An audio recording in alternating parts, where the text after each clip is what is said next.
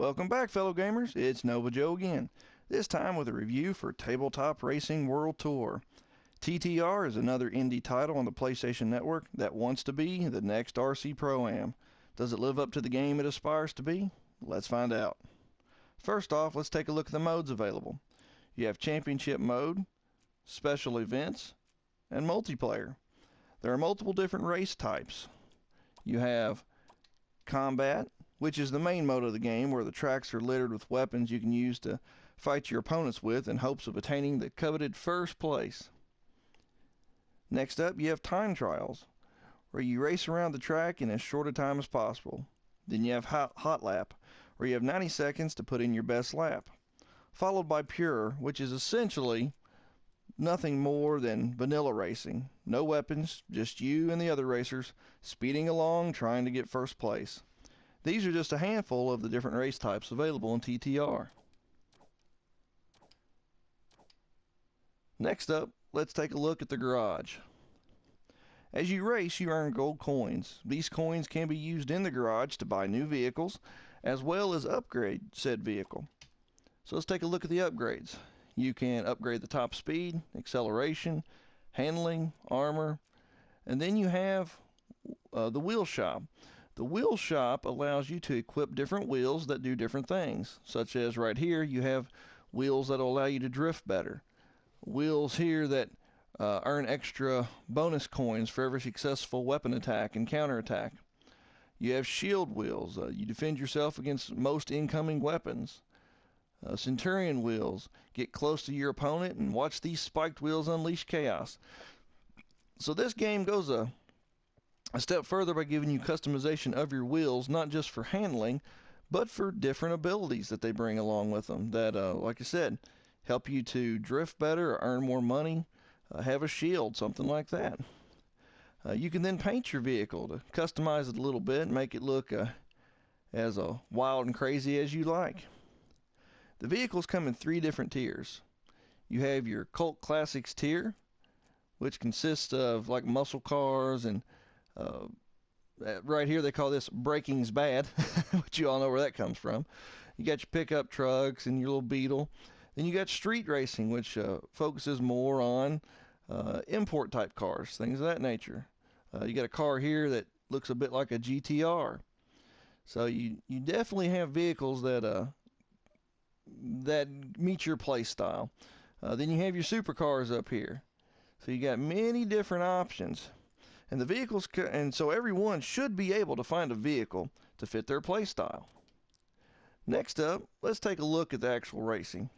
So we're going to jump into Championship here. Now, Championship mode has 3 different classes. You have your Cult Classics, Street Racers, and Supercars. And within each one, you have 2 championships that you have to race. And in those championships, you have multiple different races. So in this one, as you can see, I've already gone through it. This was my way of getting my bearings on the game to be able to do this review. So I've managed to cover several of the different race types so that you can see what this game has to offer, and I can fill you in a bit more on the info.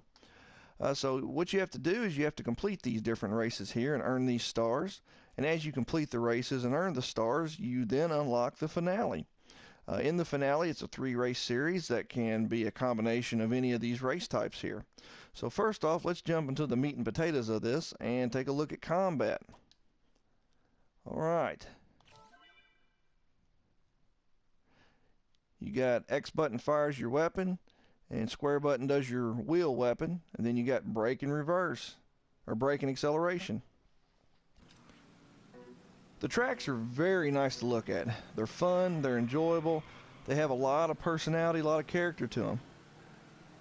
The controls of the game are very nice. This game controls very, very well. The handling is not sloppy, it's very tight. You're able to take the turns without fear of flying off the track. It does have weapons, a little bit like Mario Kart. The weapons, and like RC Pro-Am, which, like I said, this game I believe truly aspires to be the next RC Pro-Am.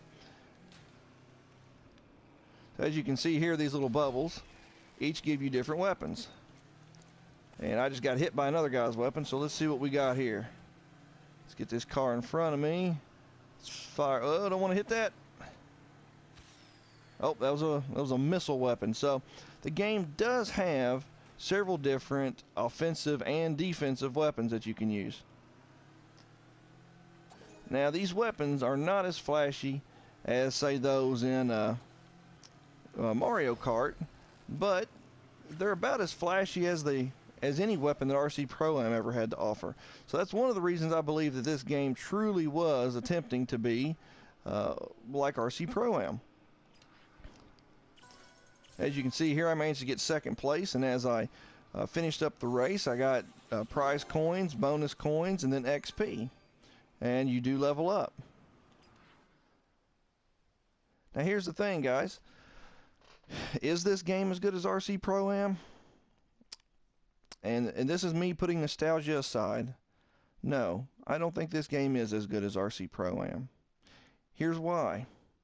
While the tracks are lovely, the cars are lovely, and the controls are great, it lacks the charm that RC Pro-Am has. RC Pro-Am was very fun. It was never a bore to play. As you can see here, I've gone through an entire championship. I've done combat, I've done time trials, I've done hot lap, I've done pure racing, and never once in this entire time that I've played this did I really find myself enjoying it. Now, are those of you out there, are there those of you out here that might like this game? Sure, I believe there are. But I can honestly say that if you're purchasing this because you want an RC Pro-Am type game, I think you'd be better off just going and playing RC Pro-Am. This game, in the end, was very boring. It was not fun. It was not enjoyable. It was just very mundane. It was very by the numbers. Even the weapons, and I've had several of the different weapons. You have freeze attack, you have missiles, you have an EMP attack. None of them were really enjoyable to use. They were all very bland and not much flash to it. Like I said, the game does control very well. So if you do purchase this game, you are going to get a good controlling game. You are going to be able to race. But the races are over extremely fast, and there's no real satisfaction when you get that victory. So guys, this is Nova Joe saying, try this game out at your own risk. I don't recommend a purchase. If you have PlayStation Network, download it, give it a try, see if you like it. It's free to PlayStation Plus members right now. So, anyway, guys, I say give it a try if you really, really, really want another racing game that's similar to RC Pro-Am. But if you want a game that's going to trump RC Pro-Am, this isn't it. So as always, guys, take care. God bless, and keep on gaming.